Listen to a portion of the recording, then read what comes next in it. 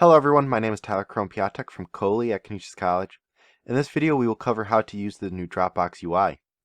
The new Dropbox UI from D2L provides all of the information that you need on the same page, a more streamlined process than having those options on separate individual tabs. To create a Dropbox, go to the Dropbox tab in D2L. From there, click on the blue New Dropbox button on the upper right.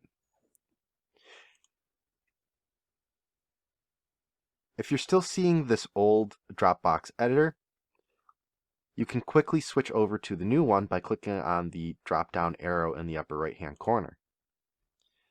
This message will appear asking if you want to turn on the new experience, which it will also let you know if the new experience is off. I'll click on turn it on. So let's take a look at the new editor now that I am here. Right off the bat, I can change the name, so I'll put mine as Dropbox Demo.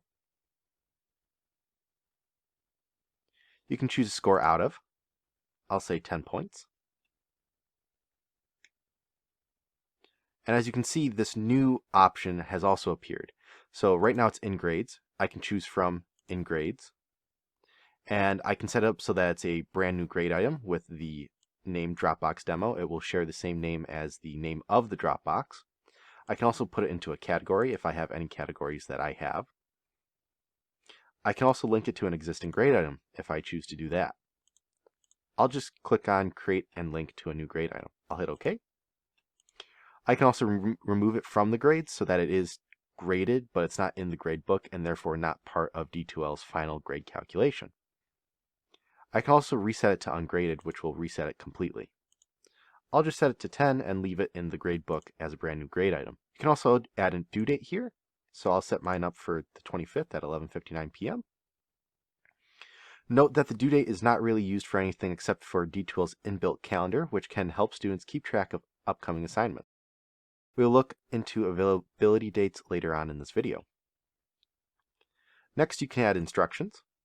You can type them out, upload a file, like a Word document that you have on your computer, link to an existing activity that you have already created, attach a web link, attach from Google Drive, attach from OneDrive, record audio or record video instructions. At the very bottom, you can also turn the visibility on and off in case, for example, you are still working on this and maybe just wanted to get it started while you had some time. Turning the visibility off will prevent students from seeing it, but you can see it and work on it later. I'll leave mine on for right now. Next, let's take a look at availability dates and conditions. You have your start date right here, so I'll set my start date for today. And I will have it set for today at, let's go with 9 a.m. The end date, which should be the 25th, since that's also the due date. I can also set up release conditions, so I can create a brand new one or add an existing release condition. I'll click on Create New. This pop-up window appears. I can select the type. I'll just leave it blank for right now, but this window looks very similar to the other release condition videos that we've done, so take a look at those when you have a chance. So I'll hit cancel for right now. You can also manage special access from here, so I'll click on Manage Special Access. And this is a little different from previous special access windows, where you would normally see this perhaps in a quiz, for example. All the options were right there at the start. Well, most of the options were there at the start. So you can choose to allow users with special access to submit outside the normal availability dates for this folder, or allow only users with special access to see this folder. So it's the same options as the quiz, just presented in a different way. And then this pop-up appears, and this should look very similar to setting up for a quiz as well. I'll hit cancel for right now. Cancel again. The next thing is submission and completion. I can choose individual assignments so that each student has to complete this assignment, or I can choose group assignment, and then it will automatically choose, since I only have one group category, it will automatically choose mode for me.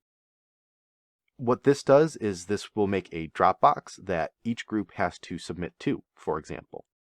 If I want to restrict it so that one group has to submit to the Dropbox, I have to use release conditions.